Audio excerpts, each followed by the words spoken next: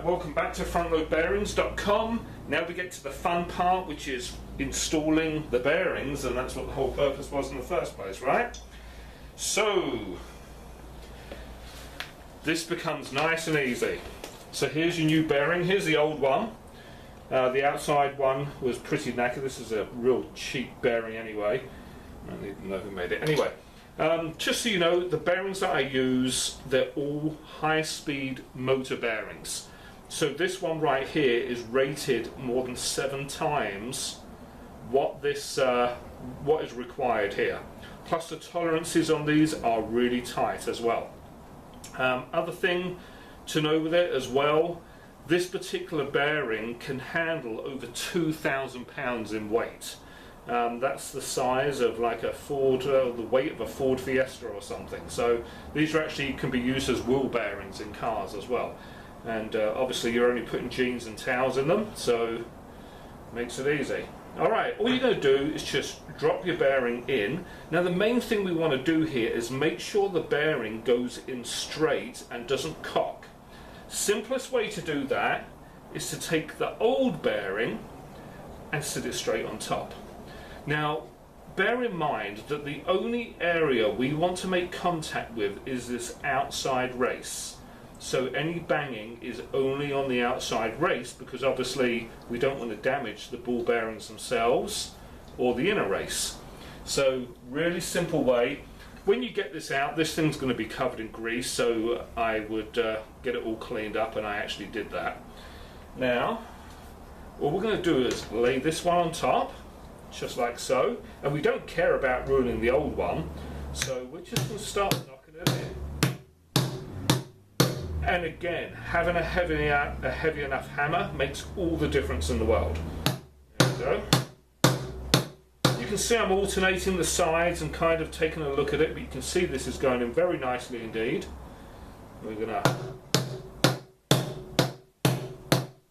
and we're not having to use a lot of pressure, we're just taking our time, knocking it down into place. Take it out, take a look at it, make sure it's not cocking going in there at all. Now when we get to the bottom, you are also going to hear the knocking noise totally change pitch when we hit the bottom. Because right now, every time I'm hitting this, the bearing is moving. And when we get to the bottom, it will stop moving, you'll hear it change pitch.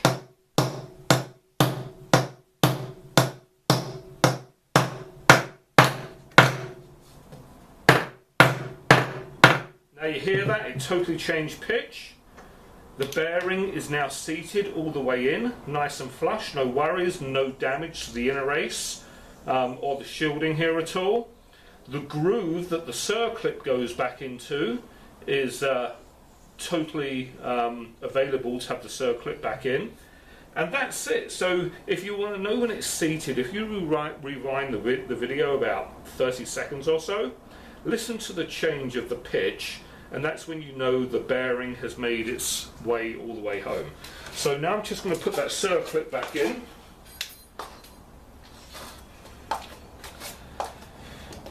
And again, I'm using a really old pair of circlip or spring clip, as you Americans say, pliers.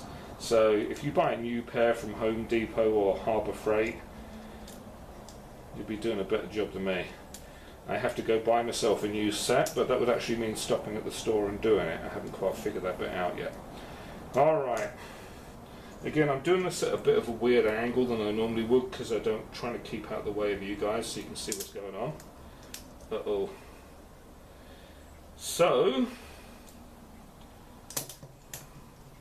I'm making a bit of a pig's ear out of this.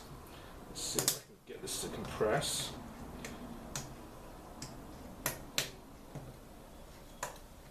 This is where you can all laugh and say, I can't believe he's making such a complete cock up here.